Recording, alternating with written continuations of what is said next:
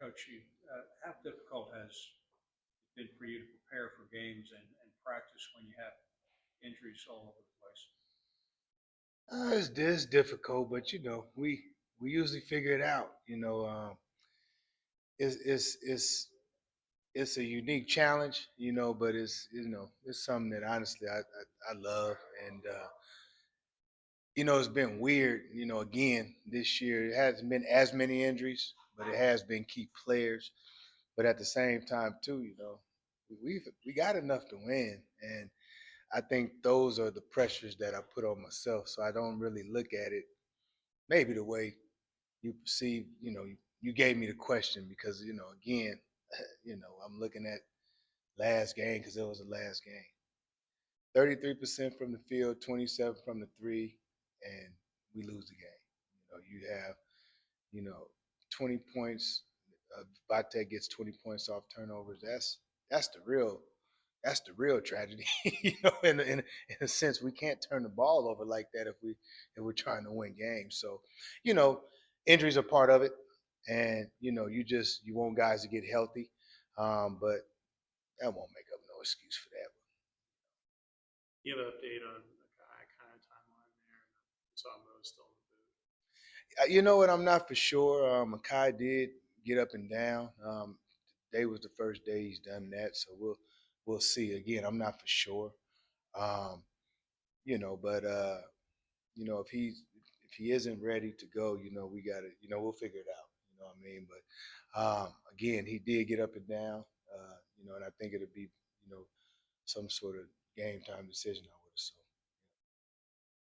Have you been able to get out and run as much as you'd like, especially when losing one of your top two rebounders?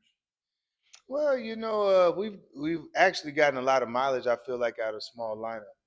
Jay Mustaf has been playing way bigger than his size, and he's done a good job in that area.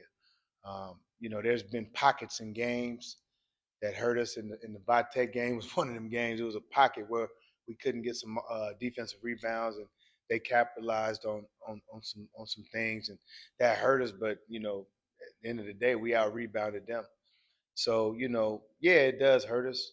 And then sometimes with matchups, in terms of matchup and just the size, it's hurting us. But we've been able to get away with it. And I do believe, that Cole and P have given us decent minutes when they've been out there as well. What do you see from Carolina when you look at the tape? Carolina's a good team. It starts with Caleb Wilson, really good player, Atlanta kid, and we're gonna have to do different things on him. Can't let him get out in transition. He's really good. He has great footwork. Um, if there's a such thing as being underrated for him, like I sometimes you don't see his name in the bright lights the way you see the other guys, but man, he's there on film, and every bit as good as any guy we played against. So we got to account for him. His front court partner. So I hate to pronounce people's names and can't really pronounce it the right way. So I'm not going to try to pronounce it because I hate when people try to say Stoudamire and they mess it up. So I'm not going to pronounce his name respectfully. Um, but he was at my alma mater. He was at Arizona. He's transferred into Carolina. He's a totally different player. He's been great for him this year. We can't allow him to get away. And it starts with those two guys, and then from there, you know, you have the supporting cast that we got to account for. But those two guys, Caleb, we got to make sure that we find them in transition. Early post for both of those guys is going to be important as well. What does, Cam came in known as a shooter. What does he have to do to be more consistent from game to game? I think whether Cam is starting or coming off the bench, he just got to come in with the same. He just got to have the same confidence. To me, the biggest thing in this game was just the confidence that he played with. Because truth be told, we were starting big in that game, and then Vitek changed their lineup at the last minute to match up to us. So that's when I put Cam in the lineup. So he didn't know he was starting until literally before we put the lineup in, and then he came out and did that. So I don't know whether he said, "Forget it, I'm just gonna come out here and just play free," or that was his mindset. But whatever that mindset that he had to prepare for Tech, he needs to take that mindset into every game because that's all it is. It's a mindset. To me, I played with some of the best shooters in the world. I played with Steve Kerr. I played with Brent Berry. I played with Wes Person. I played with Mike Miller. A lot of guys that could really shoot the ball, and they all had routines and they had a way to go about how they are as a player. And I think that Cam has to find that routine because, there's no way that a guy that can shoot at the level that he is should ever waver. Number one, with confidence, or should ever, feel like he's inconsistent with his shooting. How'd you feel like his defense held up?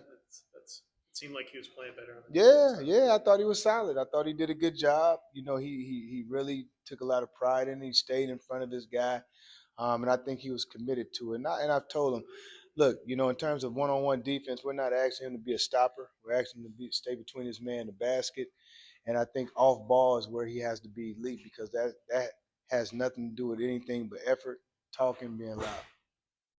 I imagine it's been frustrating for Mo not being able to play. And how is he adjusting to everything that's happened in the season? Well, I think that everything has been on the job training for him, and he's very much disappointed and he's been frustrated.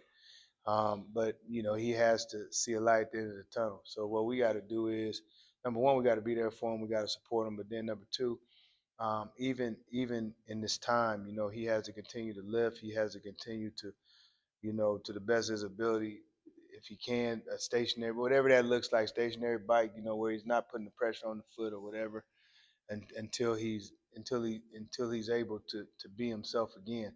I know again it has to be frustrating for a player, especially a guy that he came in and he started off so great for us, and he just has to he has to keep a level head. He has to have perspective on what's going on, and then he obviously has to get better.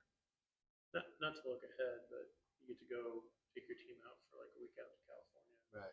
Is that going to be kind of a fun experience for you? Kind of like a mini tournament, almost like just to get away like that with your team in the middle of the season. It'll be good. It will. It'll be good. I think that it's the halfway point. Tomorrow's the halfway point, and again, it's funny because there's always like trends with how things go. And last year, this time, we were going into a Saturday game, and I want to say maybe it was Louisville. Call it Louisville. It was 20 game. Obviously 20 game conference, but somewhere around there. And it's kind of where we took off. We were close. We were close on a lot of things, and then kind of like we turned that corner. And so obviously Carolina, then going out west, and then me being from the West Coast too. It's exciting. And so I look forward to the trip from the camaraderie standpoint. I look forward to the trip. There's a togetherness and a continuity that you have as well. And it'll be fun, and it'll be fun for the guys because some of them I don't think ever even been to the Bay Area. Going back to Mo, before he got all his injuries, do you feel he was showing the skills that you saw when you recruited him? Well, he was trending in the right direction for sure. Just like with any young player, he has to get better. He has to do different things. But at the end of the day, when he's healthy, he can help us, and he was doing that. And not to have that 11-8, 10-8, on a consistent basis. Yeah, we're not going to be the same team. All right. Thanks, Appreciate y'all.